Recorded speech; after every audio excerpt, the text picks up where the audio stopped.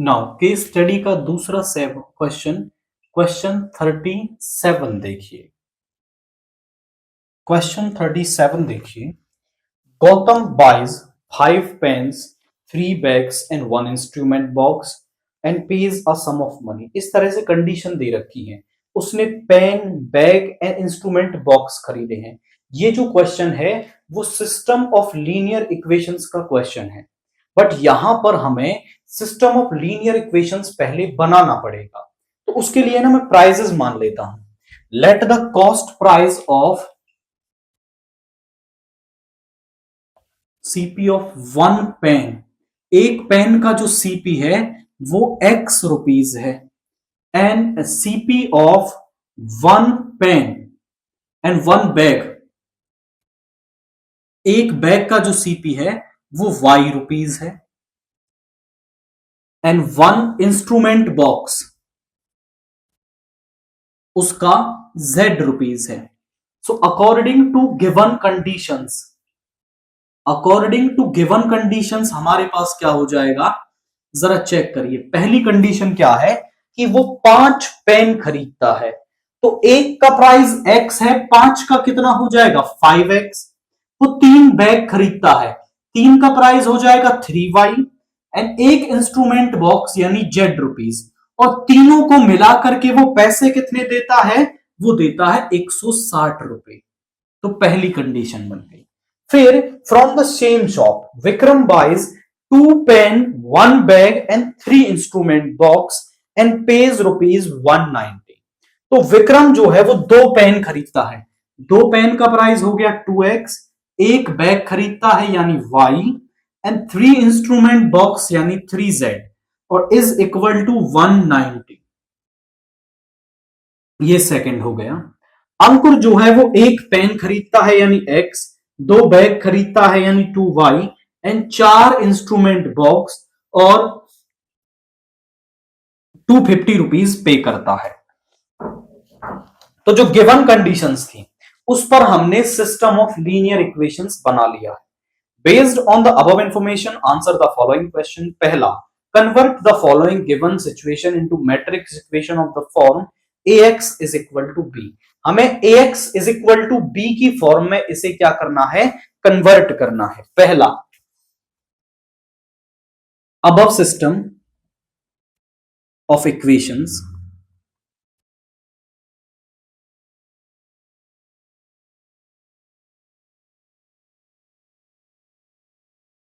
can be written as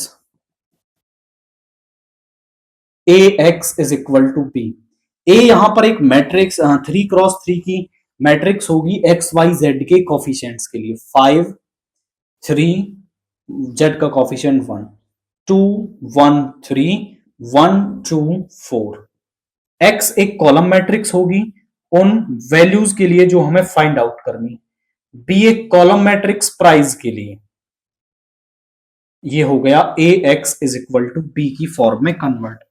second question हमसे कह रहा है कि आपको डिटर्मिनेंट ऑफ ए निकालना है।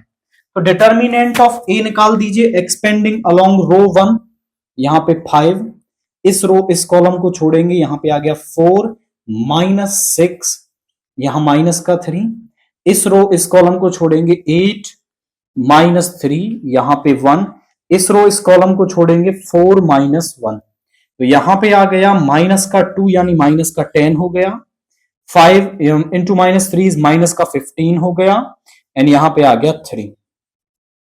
दिस इज माइनस का 25 प्लस का 3 यानी माइनस का 22, और माइनस का 22 जो है वो इसके डिटर्मिनेंट की वैल्यू आ गई है। थर्ड वो कह रहा है फाइंड ए इनवर्स, हमें ए इनवर्स निकालना है। अब ए इनवर्स निकालने के लिए हम कोफैक्टर्स निकालते हैं, तो कोफैक्टर्स निकाल देते हैं हम यहां पे। पहली बात तो डिटर्मिनेंट नॉट इक्वल टू 0 है तभी आपका इनवर्स एग्जिस्ट करता है, तो इनवर्स एग्जिस्ट तो कर रहा है। तो सबसे पहले हम निकाल देते हैं a11। a11 होगा -1 की पावर 1 प्लस 1, इस कॉलम को छोड़िए 4 -6, -1 की पावर इवन नंबर पॉजिटिव होगा तो ये आ गया माइनस का 2। उसके बाद a12 निकाल दो, -1 की पावर 1 + 2, और इस रो इस कॉलम को छोड़ेंगे 8 - 3, यानी कि 5 आ गया, और ये -1 की पावर ऑड नंबर नेगेटिव, तो ये -5 हो गया। A13 निकाल दो, -1 की पावर 1 + 3, इस रो इस कॉलम को छोड़ेंगे 4 - 1, 4 - 1 हो गया, 3 - 1 की पावर आपका पॉजिटिव, -1 की पावर इवन नंबर पॉजिटिव हो जाएगा, सो इट इज 3।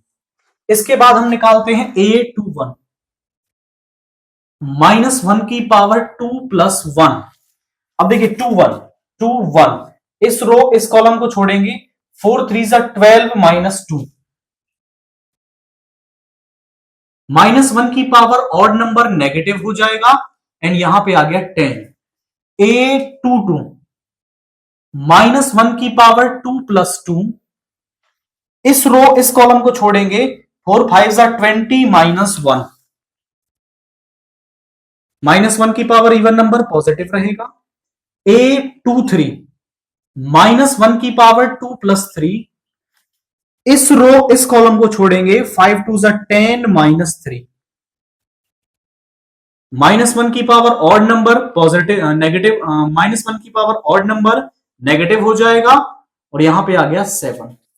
इसके बाद A31 निकालते हैं, -1 की पावर 3 + 1, इस रो इस कॉलम को छोड़ेंगे, 3 3 9 - 1, ये आ गया 8। A32, -1 की पावर 3 + 2, इस रो इस कॉलम को छोड़ेंगे, 3 5 15 - 2, और ये ऑड नंबर, ये माइनस का 13। A33 निकालेंगे, -1 की पावर 3 + 3, इस रो इस कॉलम को छोड़ेंगे, 5 - 6, -1 की पावर 6 इवन नंबर पॉजिटिव हो जाएगा, ये माइनस का 1 आ गया। तो जो एडजॉइंट ऑफ ए है वो होता है कोफैक्टर्स का ट्रांसपोज। कोफैक्टर्स को लिखेंगे -2 -5 3, -2 -5 3, उसके बाद है -10 19 -7 एंड 8 -13 -1, इसका ट्रांसपोज। ट्रांसपोज करेंगे, पहली रो पहला कॉलम बन जाएगी, -2 -5 3 -10 19 -7 8 -13 -1। हमें तो यहां पे क्या निकालना है आपका, यहां पे हमें निकालना है ए इनवर्स।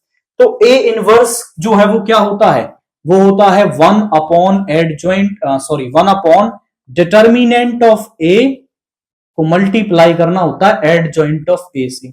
अब जो डिटर्मिनेंट ऑफ ए है वो है -22, और जो एडजॉइंट ऑफ ए है वो आपका यहां पे ये आ गया है।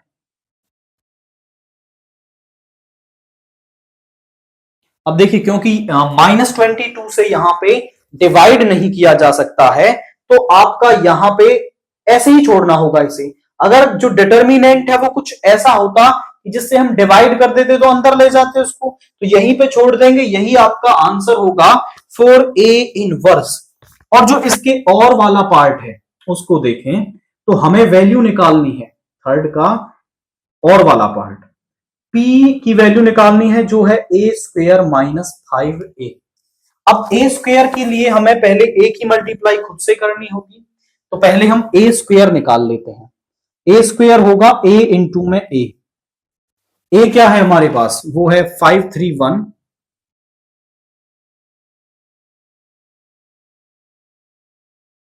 213 124।